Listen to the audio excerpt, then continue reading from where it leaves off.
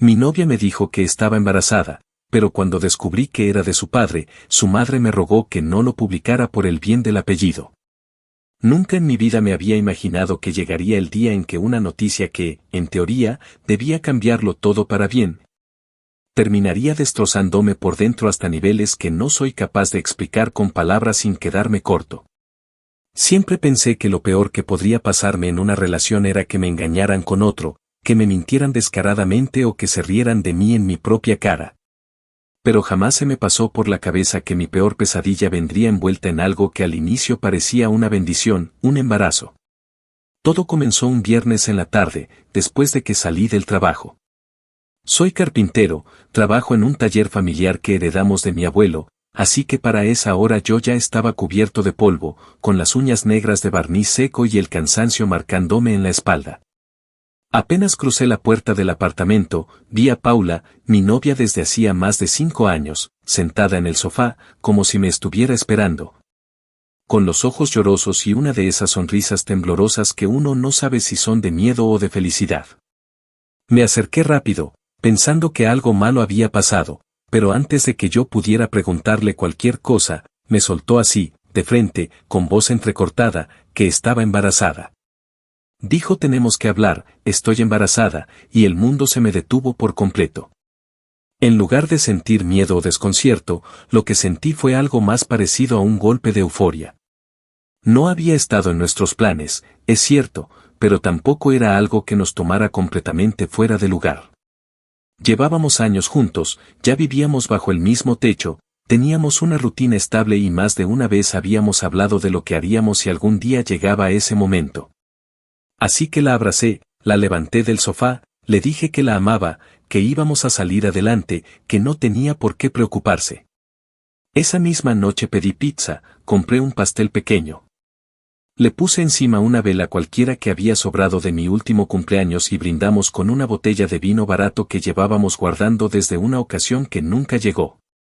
Llamé a mi madre, le conté, y ella lloró por teléfono de emoción. Mi hermana me escribió al rato para decirme que ya estaba pensando en regalarme pañales como castigo por haber sido el primero en hacer la tía. Durante los primeros días todo fue felicidad. Paula me mostraba la app con las semanas de gestación, hablábamos de nombres, de si queríamos saber el sexo o no, e incluso llegamos a mirar algunas casas en las afueras porque nos íbamos a quedar sin espacio. Yo estaba tan entregado a ese momento que no me fijé en los pequeños detalles que, si hubiera estado más atento, quizá me habrían puesto en alerta desde el primer momento. Por ejemplo, cuando me enseñó la ecografía por primera vez, yo me sentí emocionado, claro, pero algo no cuadró del todo en mi cabeza. La fecha que salía en la parte inferior de la imagen era anterior a la última vez que habíamos tenido relaciones, por lo menos por un par de semanas. En su momento pensé que era un error del escáner, que a lo mejor los médicos le habían hecho el examen con una fecha de referencia incorrecta o que el software de la clínica no se actualizaba bien. Ni por un segundo quise sospechar algo más allá. Me tragué la duda como quien se traga una espina con tal de no arruinar el momento. Pero la incomodidad creció como un picor en la nuca que no se quita. Y la cosa se puso aún más extraña cuando un par de semanas después vino a visitarnos el padre de Paula. Un hombre de esos que van por la vida con traje aunque haga calor, con una sonrisa de quien se cree dueño de todo y un tono de voz que suena como si le estuviera dando órdenes al mundo. Siempre fue cordial conmigo, eso no lo niego, pero nunca fue realmente cercano. Aquella tarde llegó con una botella de whisky, dijo que quería brindar por la buena nueva, y lo que más me perturbó no fue el regalo ni la forma en que abrazó a su hija, sino la manera en la que la miró. No como un padre orgulloso, no con esa ternura que he visto en mis tíos cuando mi prima quedó embarazada, sino con una intensidad rara, incómoda, como quien observa algo que le pertenece. Después le dio una palmada en la espalda, ni siquiera en el hombro, sino más abajo, y le susurró algo al oído que no alcancé a escuchar. Paula rió nerviosa y luego se levantó de golpe para ir a la cocina, como queriendo cortar el momento. Esa noche no dije nada. Me acosté con una sensación pesada en el pecho, como si algo estuviera fuera de lugar y yo no supiera bien qué era. Paula se quedó dormida rápido, pero yo pasé horas mirando el techo, dándole vueltas en la cabeza a ese maldito gesto, a ese contacto, a la línea de tiempo que cada vez me hacía menos sentido. No sabía si estaba siendo paranoico, si estaba exagerando las cosas, si era simplemente el estrés de asumir una responsabilidad tan grande, pero ya no me sentía tranquilo. Y lo que siguió solo fue empeorando esa incomodidad. Paula comenzó a evitar hablar del embarazo con tanto entusiasmo como al inicio. Me decía que estaba muy cansada, que no quería discutir, que estaba irritable por las hormonas. Cuando le pregunté si me podía acompañar a una cita médica, porque yo quería estar presente en todo, me dijo que no era necesario, que era solo un chequeo rutinario, que no quería que me preocupase por eso. Empecé a sentir que cada respuesta venía con una excusa prefabricada, con una sonrisa ensayada, como si estuviera repitiendo un libreto que no terminaba de creer ni ella misma. Y ahí fue cuando todo comenzó a derrumbarse.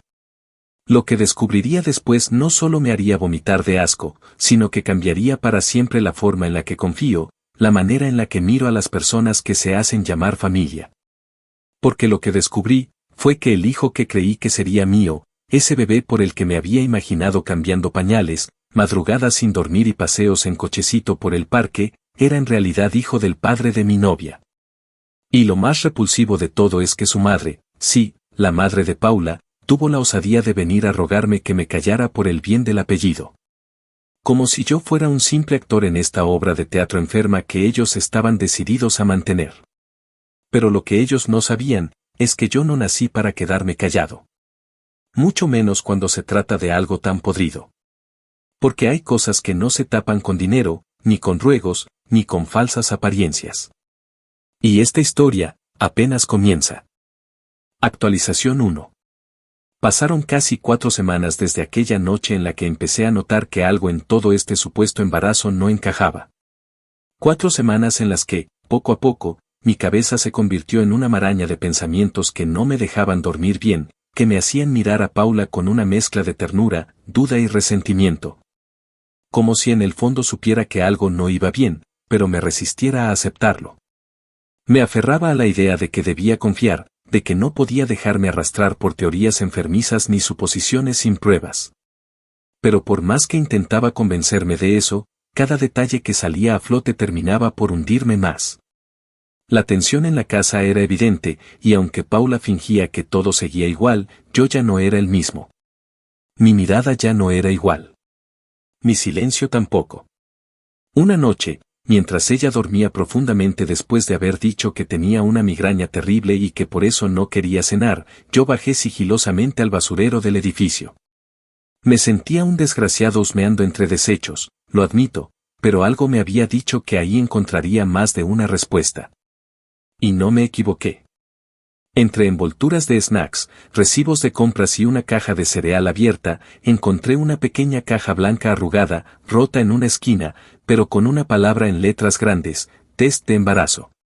Revisé cuidadosamente, como si estuviera desactivando una bomba. Estaba usada, y al lado había otras 2, todas con el resultado claramente negativo. Negativo. No dudé en tomarles fotos con el celular, enfocándome bien en la fecha de caducidad, en el modelo exacto y en todo lo que pudiera servir como prueba. Luego volví a subir con el corazón latiendo tan fuerte que creí que me iba a estallar en el pecho.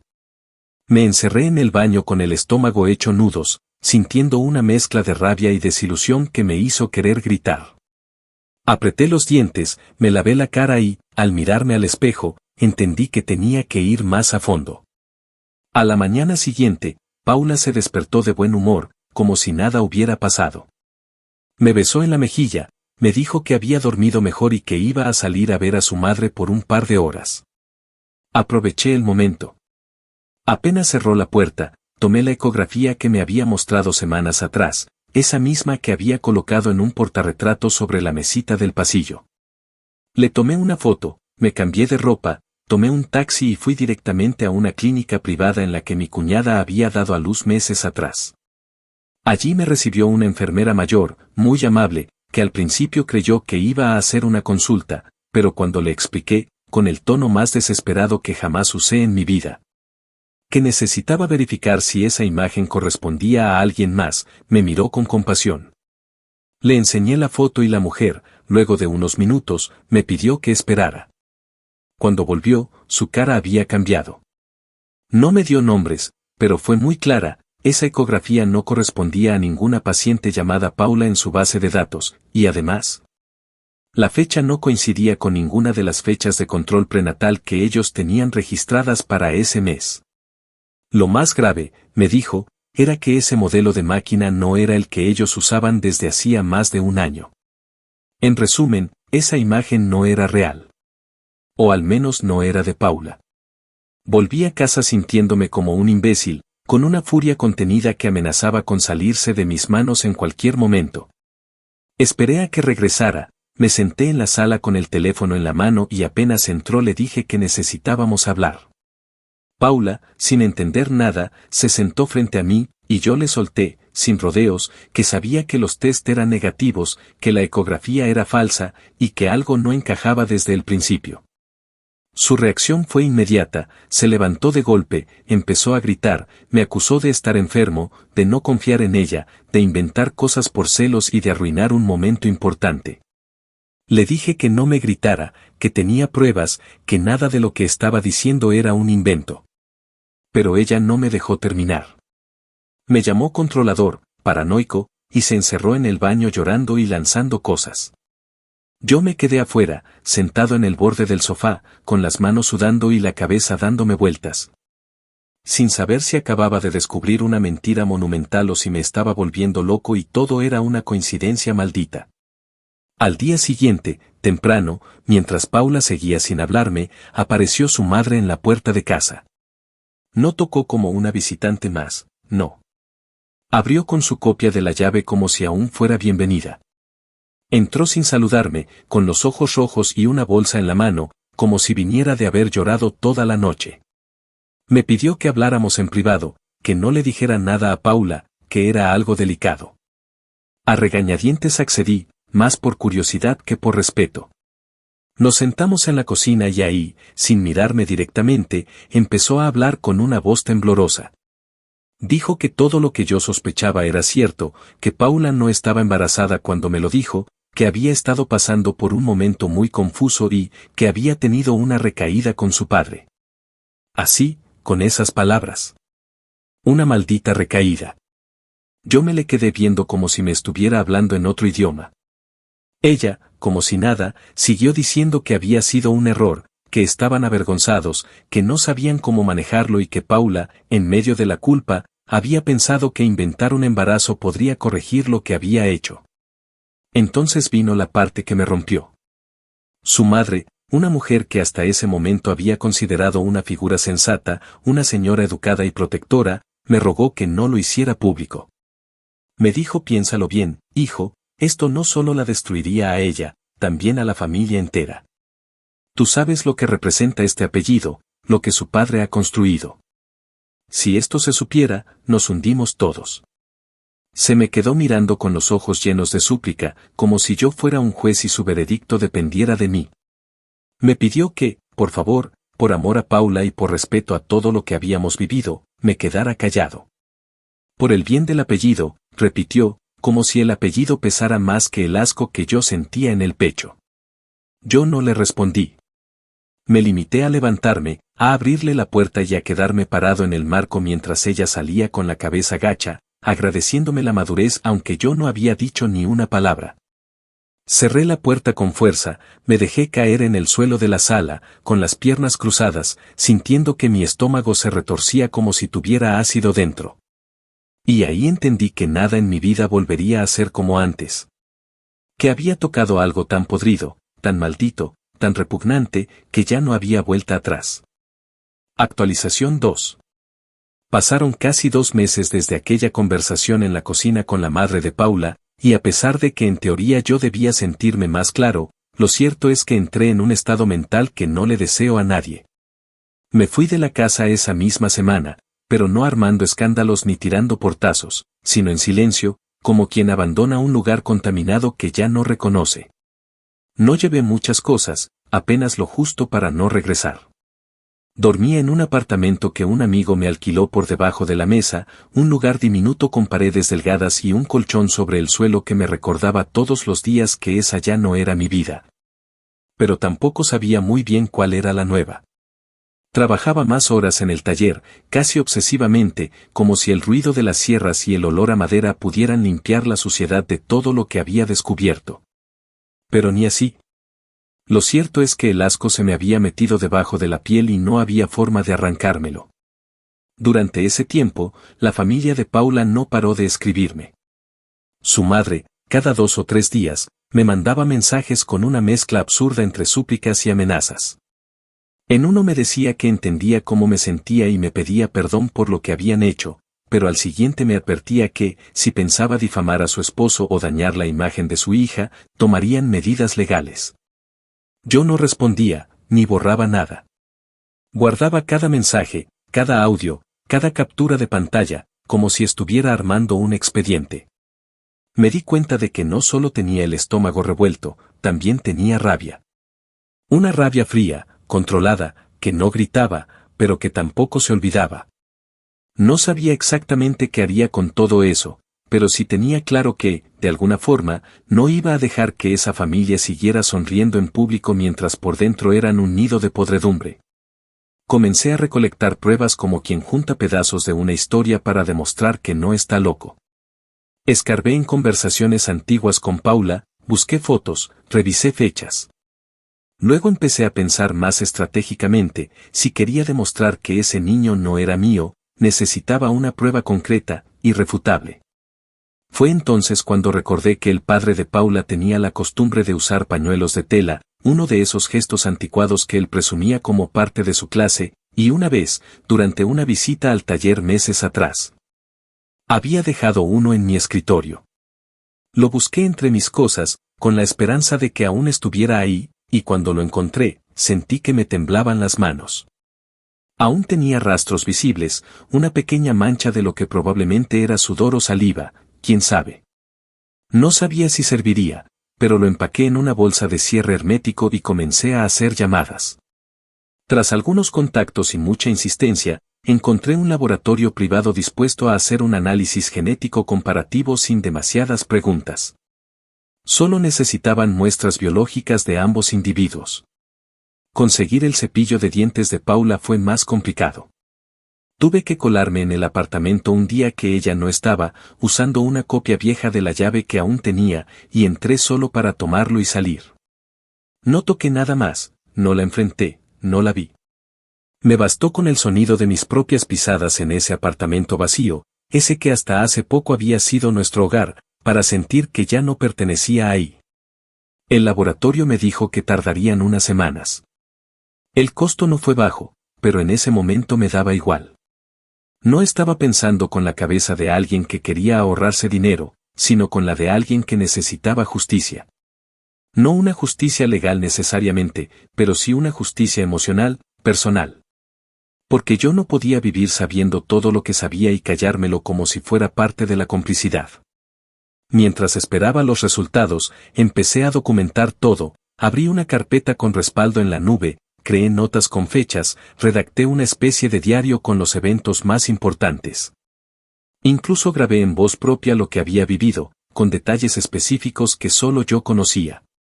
No por gusto, sino porque sabía que si algún día esto se hacía público, lo último que permitiría era que me llamaran mentiroso. Y mientras tanto, Paula volvió a buscarme. Lo hizo con esa voz dulzona que usaba cuando sabía que había metido la pata.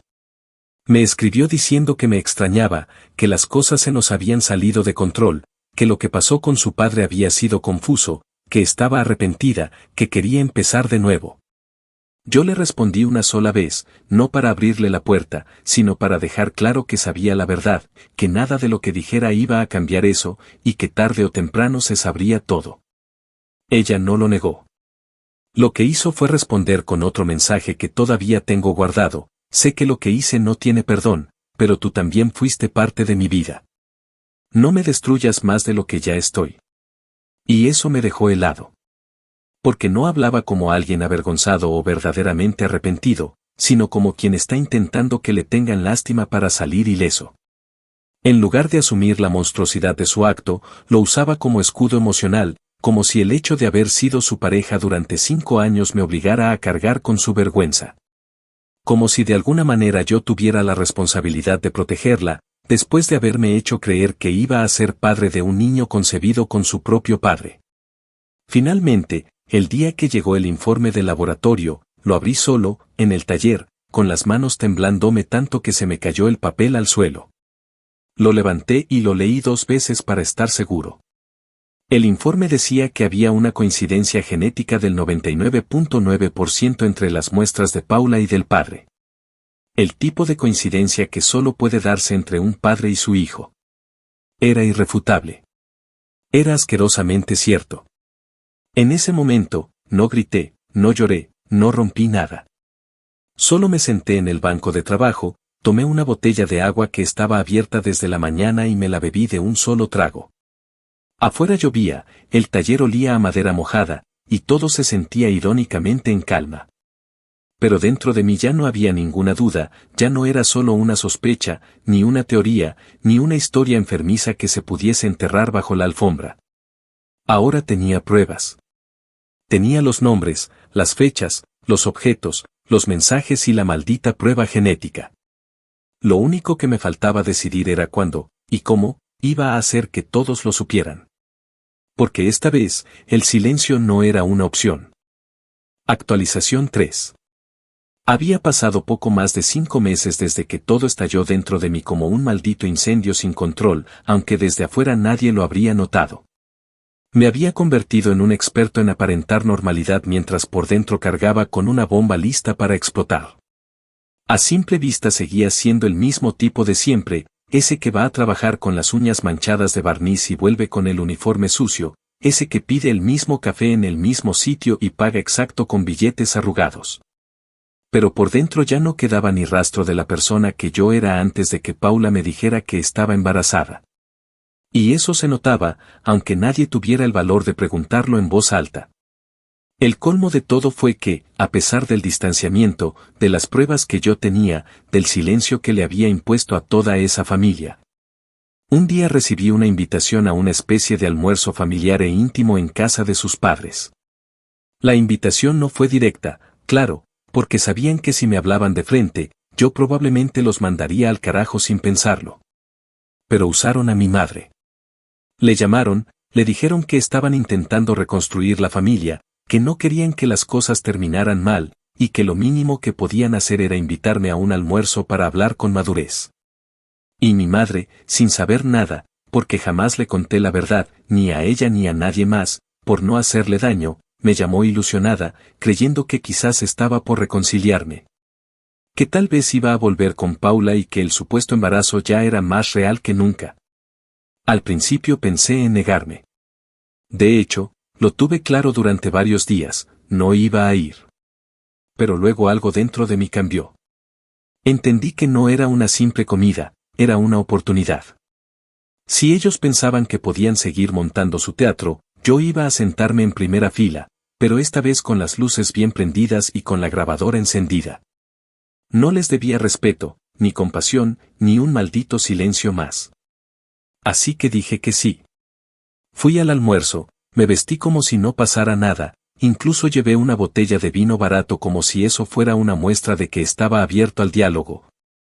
Y llegué a esa casa con la calma más calculada que alguna vez haya tenido. En el bolsillo interior de mi chaqueta tenía el teléfono grabando desde antes de bajar del carro. No podía permitirme perder ni un solo segundo de lo que ahí se dijera. Cuando llegué, la madre de Paula fue la primera en abrirme la puerta.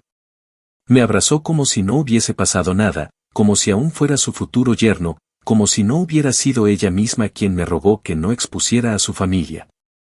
Paula apareció poco después, con un vestido suelto, uno de esos que usan las mujeres para parecer embarazadas cuando no lo están, o para disimular que nunca lo estuvieron.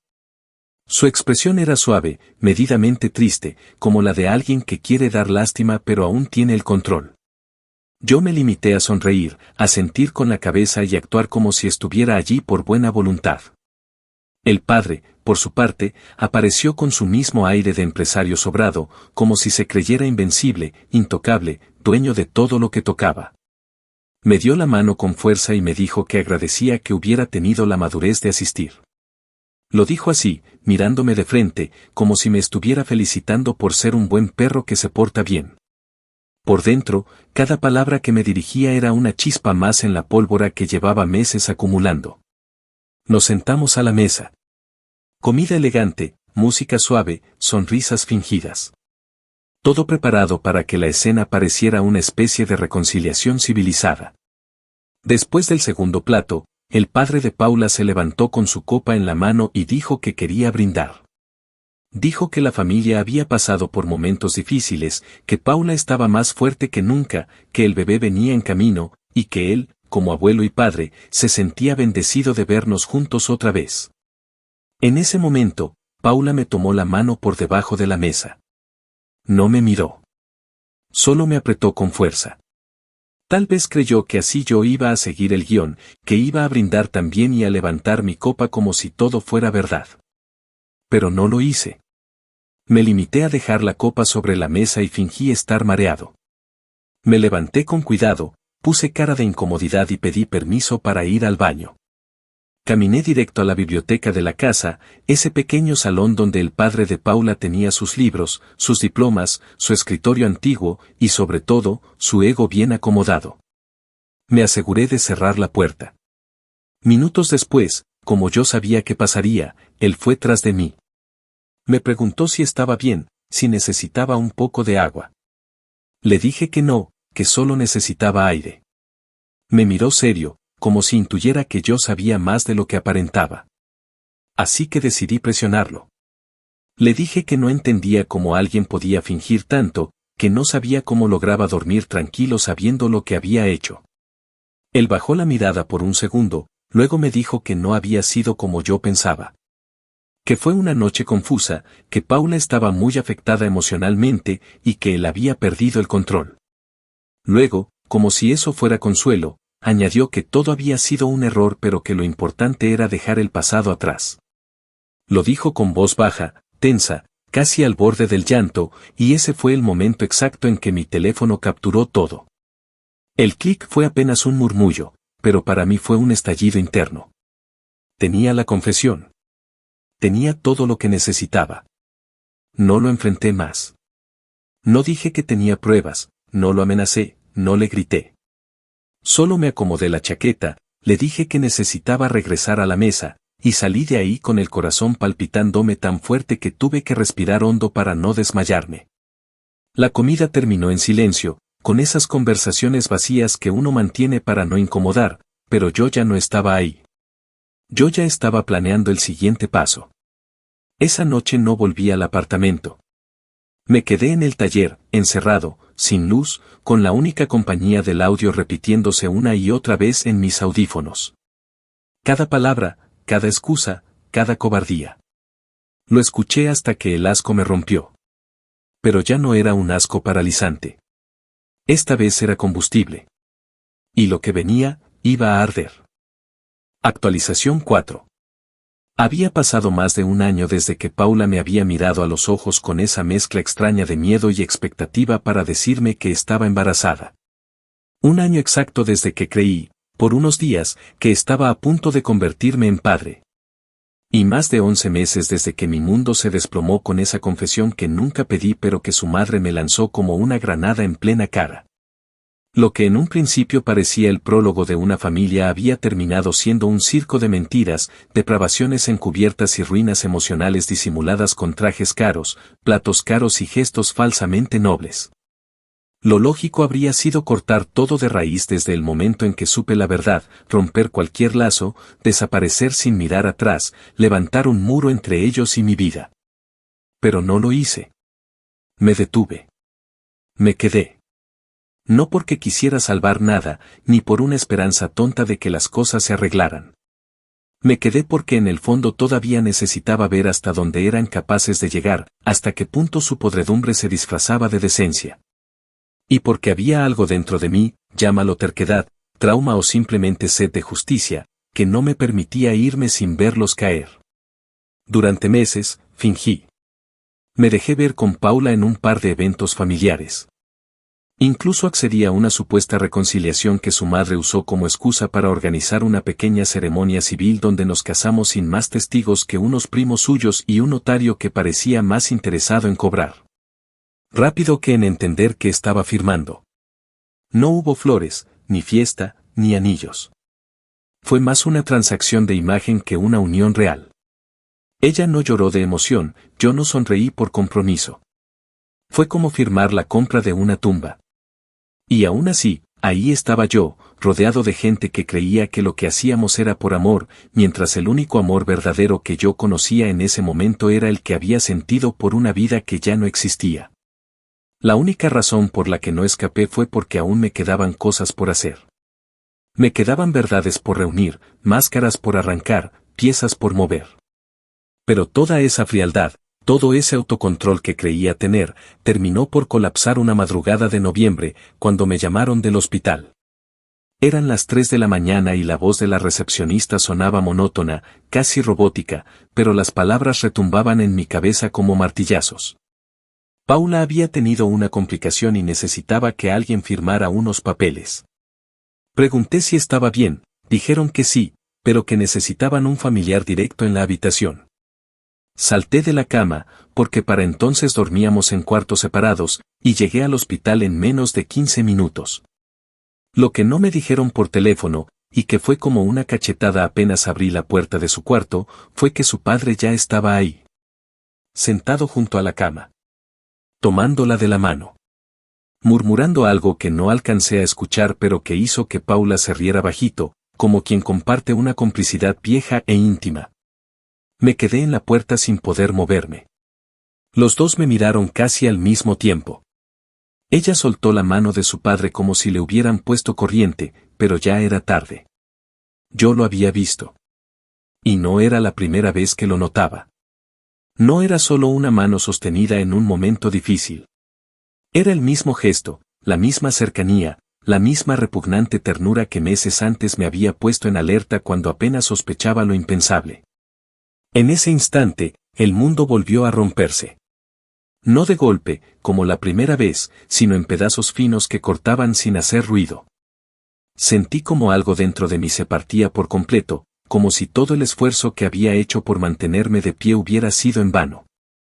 Ella intentó hablarme.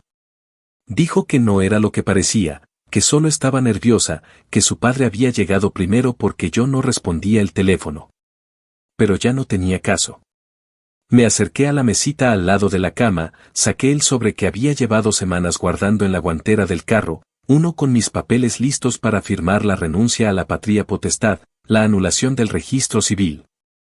Y la declaración de no paternidad que mi abogado había redactado en cuanto tuvimos los resultados del ADN, y lo dejé encima con una sola frase: no tengo por qué fingir esto ni un día más. Luego me quité el anillo, ese maldito anillo que nunca sentí como mío, y lo dejé justo al lado. Ni siquiera me despedí.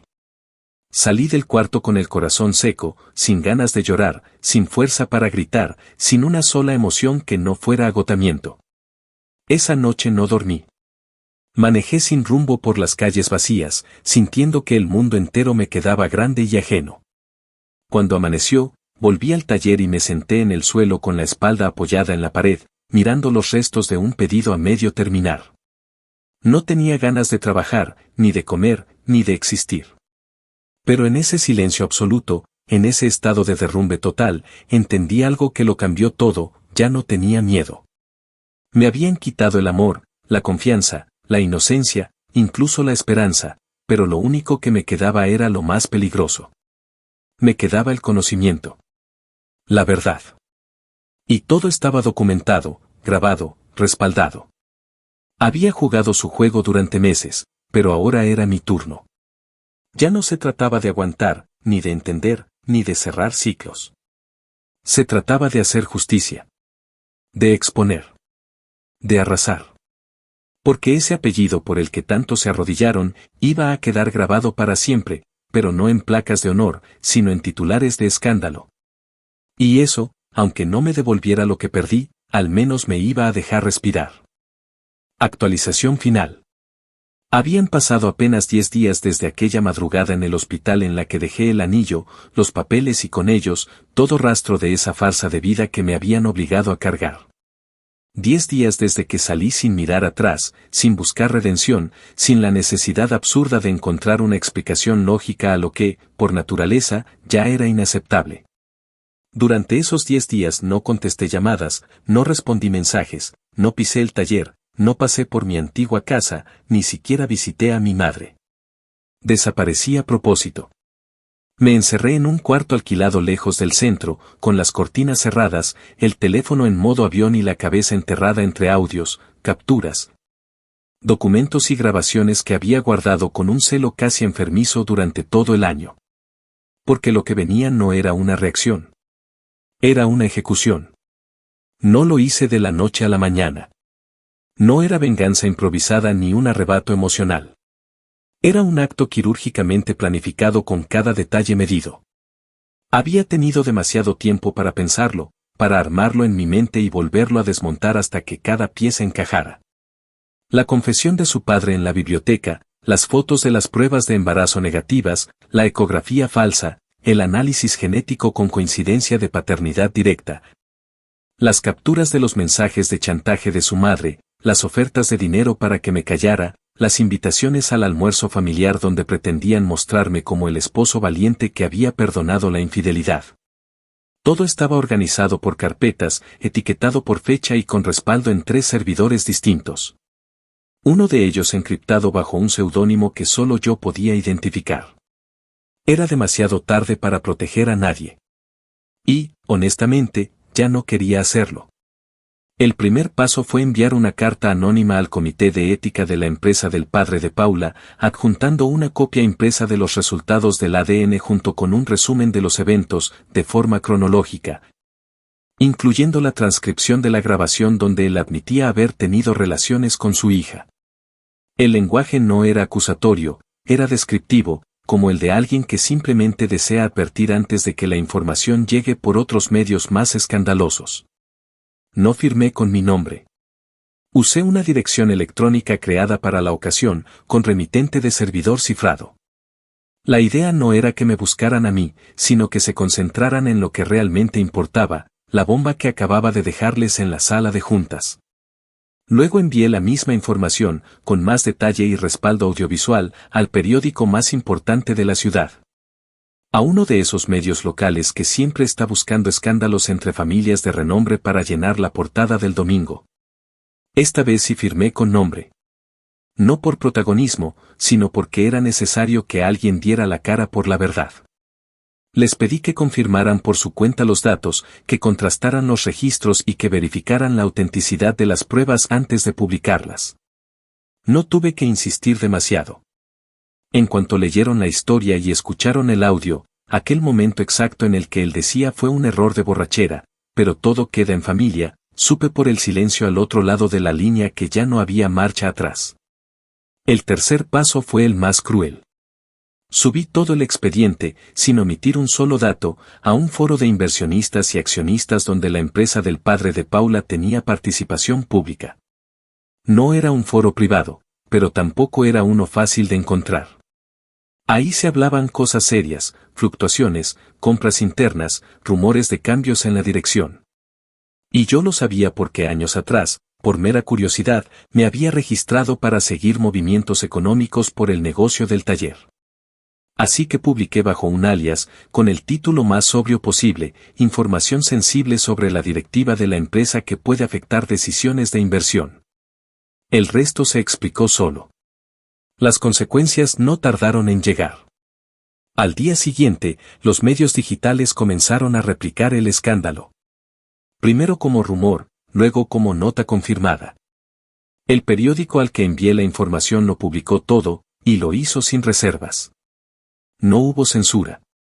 No hubo disimulo. El apellido que tanto querían proteger estaba ahora en todas partes, vinculado a palabras que nadie quiere ver juntas en un mismo párrafo: incesto, manipulación, encubrimiento, corrupción moral. La empresa reaccionó casi de inmediato con un comunicado ambiguo, y luego con la renuncia temporal, que terminó siendo definitiva, del padre de Paula al cargo de presidente. Las acciones cayeron. La junta se dividió. Los inversionistas exigieron una investigación. Y a nivel judicial, se abrió una causa penal en la fiscalía, por más que el equipo legal intentara hacerla pasar por falsa. Las redes sociales no tardaron en hacer su parte. La historia se viralizó con una fuerza devastadora. Algunos lo creían, otros lo negaban. Pero todos hablaban de ello. La familia de Paula cerró sus cuentas. Su madre, la misma que me había pedido que me callara por el bien del apellido, me mandó un mensaje final, uno solo, diciendo que yo había destruido sus vidas, que esperaba que estuviera orgulloso. No le respondí. No porque no tuviera nada que decirle, sino porque ya lo había dicho todo con hechos. Paula también intentó comunicarse. No para defenderse, sino para llorar. Me mandó un audio en el que apenas podía hablar. Me decía que no sabía en qué momento todo se fue al carajo, que solo quería que la dejaran en paz, que el bebé no tenía la culpa. Lo escuché completo. No por compasión, sino para entender cómo sonaba el vacío. Porque eso era lo único que quedaba en su voz. Vacío. Yo no celebré. No fui a ningún lado a brindar. No publiqué nada en mis redes. No salí a contarle a nadie lo que había hecho. Me limité a volver al taller, a poner música vieja en la radio, a lijar una silla que llevaba semanas arrumada y a tomarme una cerveza tibia mientras escuchaba, por última vez, el audio de la confesión. Después lo borré del teléfono. No porque ya no lo necesitara, sino porque ya estaba en todas partes. Lo que ellos intentaron esconder con dinero, poder y supuestas buenas intenciones, terminó siendo una vergüenza pública imposible de enterrar. Y yo, finalmente, respiré. No porque me sintiera mejor. No porque el dolor hubiera desaparecido. No porque la traición tuviera cura. Sino porque por fin el asco, la culpa, la podredumbre, ya no estaban dentro de mí. Ahora les pertenecían a ellos. Para siempre.